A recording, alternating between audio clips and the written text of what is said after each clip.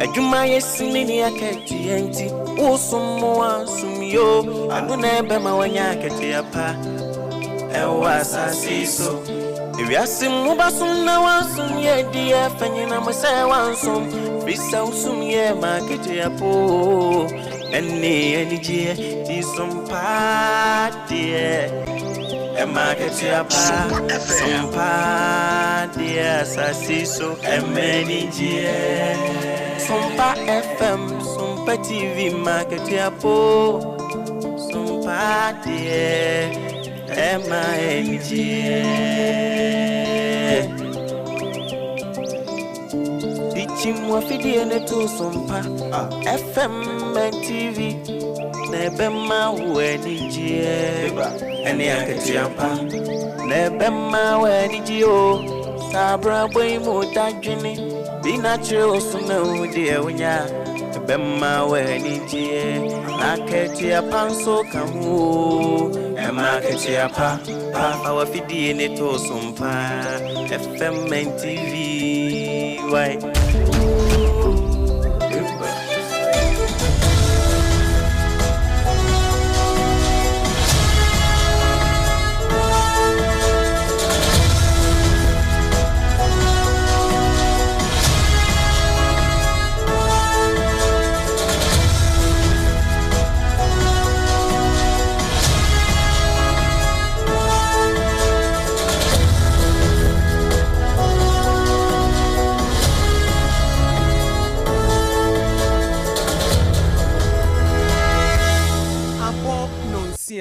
Nana KJC Company Limited and Opanunsia Cassia Bobre and also every SOMPA 106.5 FM Accra. Ghana de Shmaima Yamamunina Achi. A brand son say a SOMPA Cassia Bono, ye de Ebremona Cassia Boy every SOMPA 106.5 FM Accra. No, a sound so enam your headquarters. I know Ewokumase and no a SOMPA 93.1 FM. Our Munswa Sumwa, Womoni Eko Nakrana, sound so and Aiko 100.9 and also so Ewokumase and watching so Obekwa Adam for Radio 4F Ewo Paris France or Mafan baby. Tachima SOMPA Asum Takwa SOMPA Sum in Kwanza SOMPA Soma Sum Sunyana SOMPA Wamunso Asum Takrade SOMPA Sum Doma FM 100.7 FM Wamunso Asum Mankesim 106.1 FM and your Facebook page na SOMPA 106.5 FM Accra and a YouTube SOMPA FM Live enti wamunyina amaso mapete Kanesh Urban Radio ewo Kanesh Market wamunso ne ye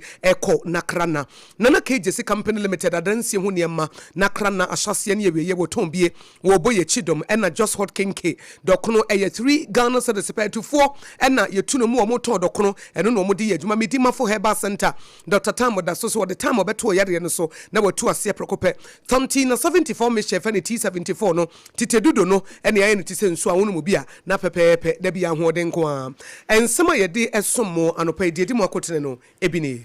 woman baby a ye hemra me kiremra hye badwafie womo atena ye a edika nkura womo akwan ko baaye no nyame de kyen ya eda brada bosome etoso mienu no mu ne da etoso miensa ena womo ba speaker ede ho krata ba bonten na nananum ahemfo bejan krabate wo mfimfi mantemanasa Central Region womo panyi pa kasa se womo hia airport wiemhye gina ye ewo ogwa akropon mu ende hia papa na monsa nema no betimi af report na aduru kromu a sa tie bia temamoto we na befa so bi na eno nso na ho adwuma yo no engineer Kwabena Bempon wakere baabi a wo mapemadui na ye koye nim no wode ade sede ato Ghana fo nyina nim sese fa ho bo na ba fo mu nti esese eso temamufo so sada ena eso temamufo so no na kase kan so te taxi driver bia ye adwuma so no wode kai achekromfo na eho abasobɔ se tie ni ye de brewa no pay ena ababa ba piem sempanifo abo adwuma e wo Western North Region Forest Services Division hono wo mne enchi Forest District akwambo mu akwakoche galamsefo be yedum yensa emra ene wo mu bedi sada na yebekɔ amanone UK for wo mo asase bi e wo Diego Garcia ya ewie wo mo so wo mo dane de ama akwedi Mauritius fo nsem no mampanin Trump wo de S-word ni bi ama wo SMP kan we no ho ne de som se kasebo fri SOMPA 106.5 FM Accra ye ne de kasebo ensom no pai eye me AKOSUA ago aboagye die nyame yɛhyira no wobetimi nso afrɛ me AKOSUA nhyira me ne me dɔba triple man ABOAGYE apam dada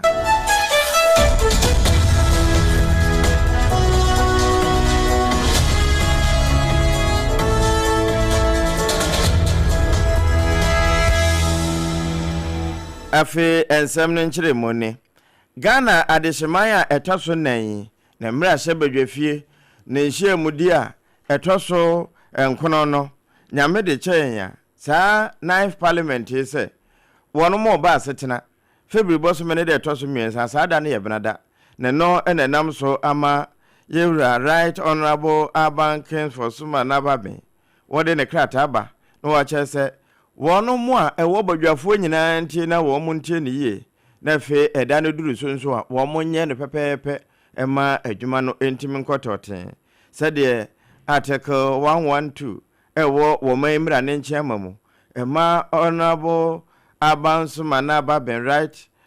Honorable ema no ho tumi ema no kwan se wonfa badwafie ne nye adwuma no wo kyese wonkana ha nyame de kyenya ebena da ye February ojefo ne de etoso miensa no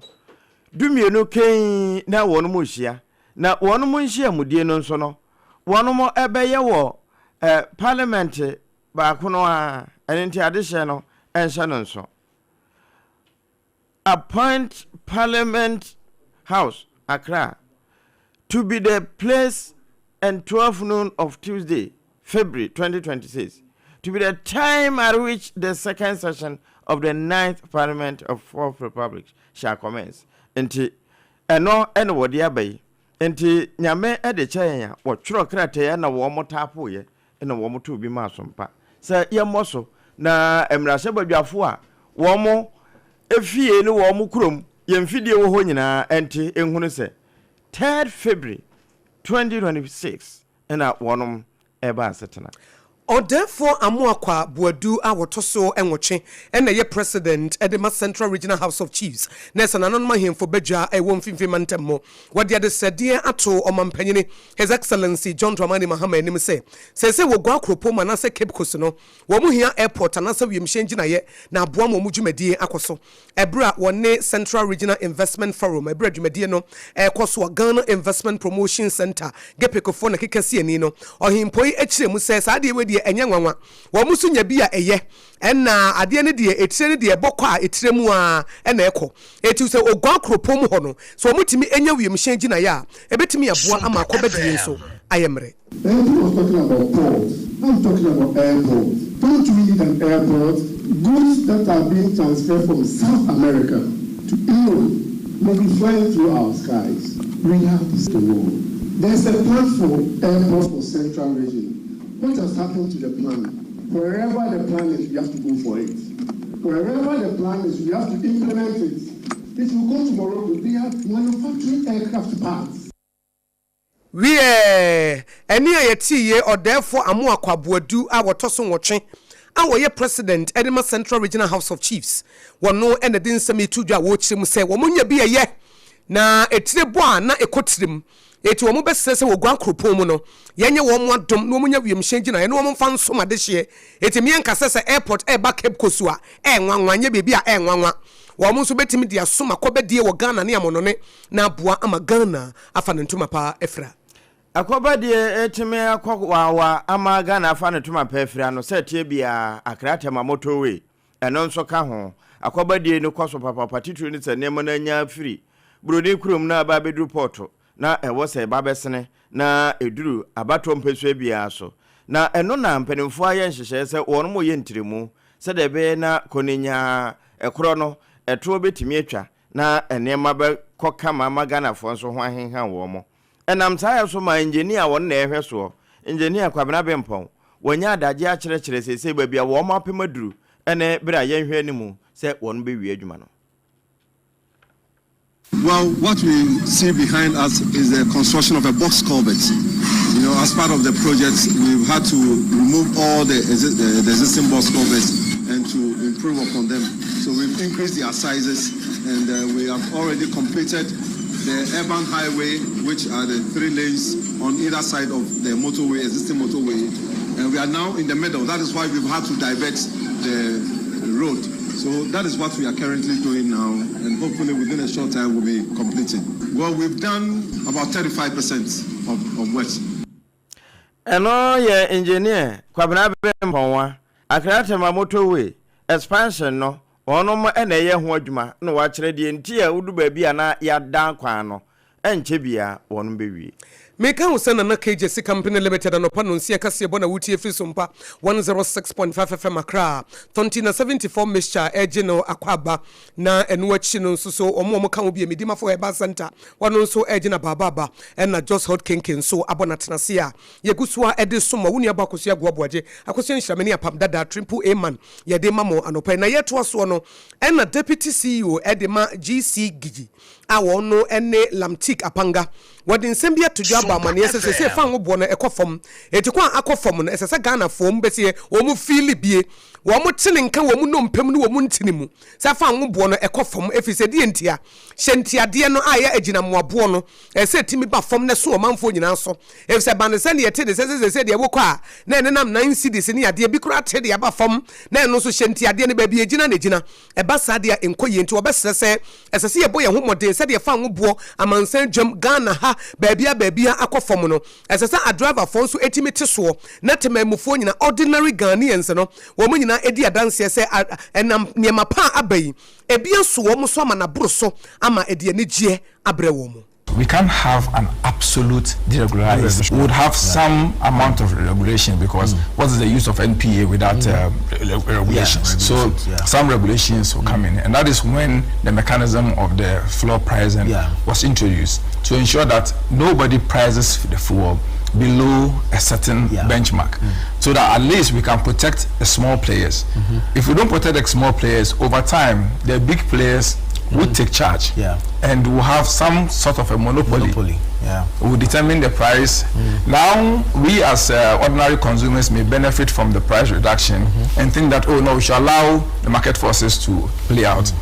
What will happen in the long run is that if you are not careful and protect the industry, ensure steady supply, ensure availability of fuel, we would have a situation where the big players will kick out the small players. It is an Lamtik Apanga enono ena wo kasa na nasem ene se ye ne se beboa ye ntiso na mom ni kwanse ye tiswa ema ne ba fom one se NPA for kromon so ne say the friend price control ne se kakra bi bam e wo eto ahodo mu e ti se bedroom bi na kesefo no enketo na ewo mu no o meto wo mu nyina to akye ne ba bi kura e se ade na ba fom mo so ne so ena wo awusan so no kakra bi na wo benya e de afiri mu nti we ye hihye ya wogidi se ye de gu akwa mu a e betimi aboa ma fa wo bo a ekofom no aso Ghana fo so na ebre kro no ano enyumaku ahodo mo de fa wo no e ma ye no wo mu dwumadie no ento apen.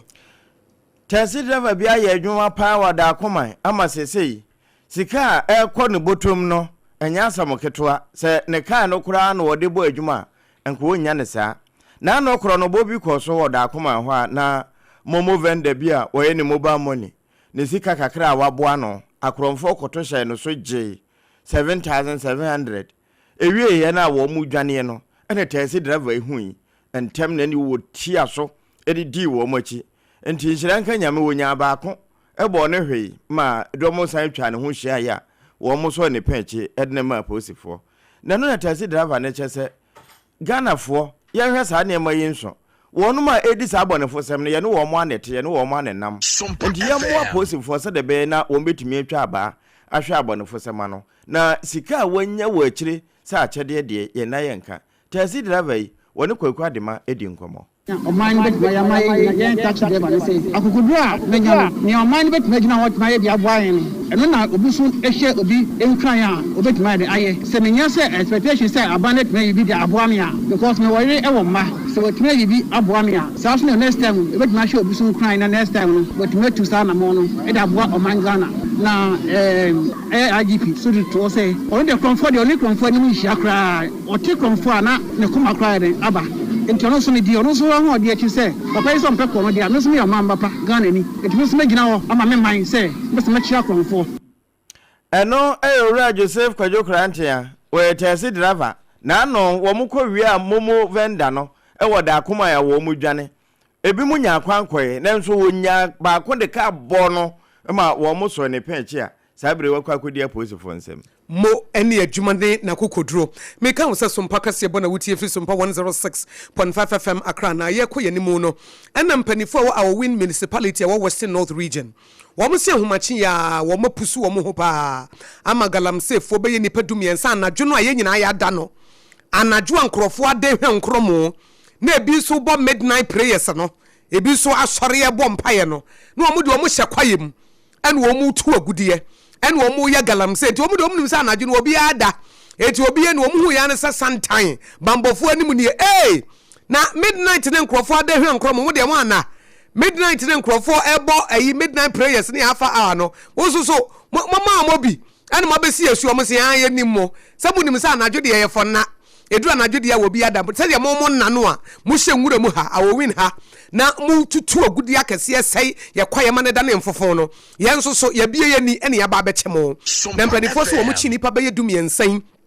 ena wo mo se sa nipa yi emra ene wo mo bedi na Western North Regional Forest Services Division wo mo ne enchi forest district 4 ena ebo sa adwuma no na wo mo so wo mo esori ahomache anopa no a be ye brada no ene wo mo hu ne ye se be ye duba abodon ko ho no 1 am ehono an 1 am no ankrofo afa na ebi abompa ya wi ebi mu nsoso no wo mo hwa nkromo no ene wo mo sori wo mo koya 1 am no ena nkrofo be hwe boy wo mu gina wo mu na so pa jema asem krom forest reserves ho ena wo mu de wo mu tu ogudie di mfidie eye adwuma gidigidi ena mpanifo gina so wo mu chi wo mu asabre mpanifo so ye de wo mu atoma mmra ebe hwe ene wo mu die kase bo ewutie fi sompa 106.5 FM Accra na ye kam se na KJC Company Limited anopa no nsia kase bo eno no eko ba simpri mu be maba woton adansie ho ne ma say ye nadoa say ye plywood say ye building wires ana say cement iron rods roofing sheets ahodo no na kachi ene wo ne nkrabata ne de wo pitim ti say 21st clinic no ebi wo pantan jo ben sepa setano so entibo ho atimati mfomesa asamankesi wenchi twanse kaso depo abijan kwanta achimoda nyina hini takura de sunyane ya ekrom ebi wo ho kaso papa se number 1 techimanie na poku asinsu nie tantra hill nie kwashi manie iron city nie bushe nie brema nie akwete manie adade ntam nso enie babia wo mu gina mu a wo mu ebo adwuma eti ekwo ba simpri mu be maba wo se mu aso ente se brei na woni wo enya adwuma Ghana fo amu bedi bro nya wo se mu dan mo ya wie eti se wo ba ye besan tuotufo ne amu akwanhye na wo de wanam asisi ye ye fa ne free consultation and a free delivery what one dancing when you marry no near the Gukem near the Aquama Ufri a Quaba simply move maba and Cranny Kumaso bet me a friend was 020-4355-040 020-4355-040 now with them Nana KJC Company Limited we Bema Bar eno Tontina 74 mission yet to do no one near nom Maya nanum timini drew 140 years 150 years 115 years and I didn't know and ne yayen ti sen suo and the DAC afra it is a when you be no more immune system na wo ye ho adwuma Shannon so say yade bia benya wo na immune system na soja fo no a nyamedigu ni paduam no wo ayemre wo mo yemre pe na wo nso wabo it is a wonum tonti na 74 measure T74 na wo ye wo mo ho adwuma na wo gina mo na so pabre so te say aboa papo na wo mo bo adwuma onsa no a enya wo na ekwa na aba no immune system na ayemre ntia ekuro kakra ton ho a enguda immune system na ayemre Debiano hypertension nie debia wo de anajo utime dwonso ababrum predu ansa na ade ache immune system na ayemre nom teti dudo tonti na 74 measure T74 na enye wo ho adwuma se wo pedudu otu no ansa